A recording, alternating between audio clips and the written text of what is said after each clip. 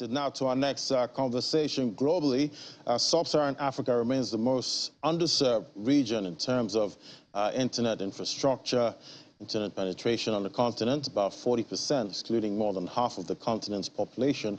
The recent approval given to the likes of Starlink by Elon Musk to provide satellite internet in Africa. We'll discuss the expected impact with Ayobami Omole, a telecoms analyst at Telema Research. UK, great to have you on the program.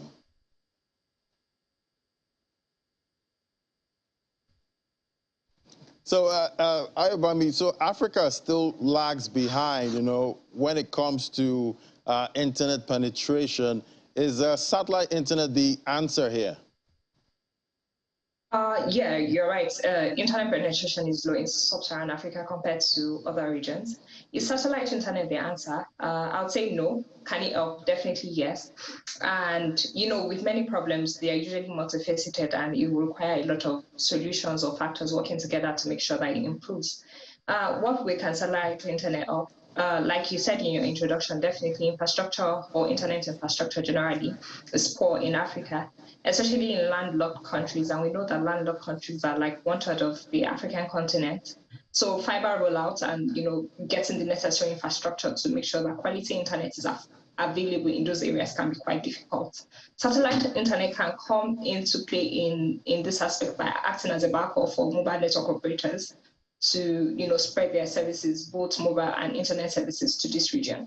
And this is not a new phenomenon. We've seen it in other countries. In Japan, for instance, a mobile network operator last year announced that they will be connecting 1,200 of their remote towers to the Starlink satellite constellation to provide internet services to people in rural areas. In Africa, also Orange is working with a space satellite service to test if it will be possible for them to spread 3G services to some of the rural areas in the country, or in the continent rather.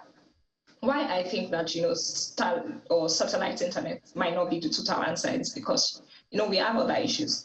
As much as internet coverage is a big problem in Africa, we have an internet coverage gap of about 23% thereabouts. That means that the percentage of the population that does not have access to the internet at all. We also have, a much larger internet usage gap. That's the percentage of people that actually have internet coverage but do not use it. And one of the big problems is, smartphone penetration. Take MTN, for instance, the largest mobile network operator in Nigeria.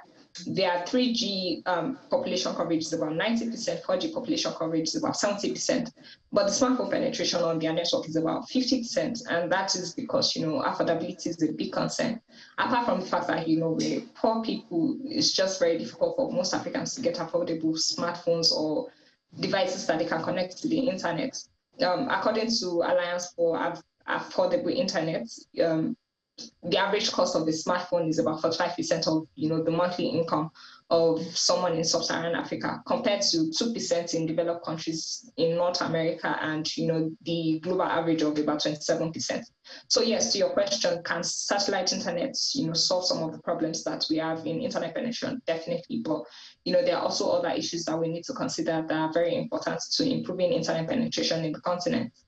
Quite interesting, but how would this impact local internet providers? Yes, so definitely there's going to be competition. Competition is imminent, but I also think that there's opportunity for collaboration. Competition in the sense that Starlink, their service offering or the promises is that it's very fast internet when you compare it to what is obtainable with most internet service providers, and MNOs, at least in Nigeria, is offering at least 10 times the speed. So of course, better service offering is going to attract more people and is going to cause competition and make the mobile network operators and internet service providers be on their feet.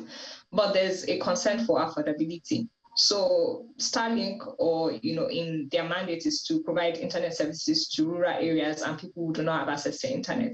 In our experience, or from data, most of those people are probably not going to be able to afford the service. So businesses and high-income households are definitely going to be a place for competition, and everyone is trying to grab a share of that market, and it will be quite interesting to watch. But like I said earlier, there's also an opportunity for collaboration with MNOs using satellite internet as backhauls to spread their services to rural and add to rich area. All right. Well, we'll keep watching that space to see how it all unfolds. Thank you so much, Ayobami Omole, telecoms analyst at Telema Research. It was great having you.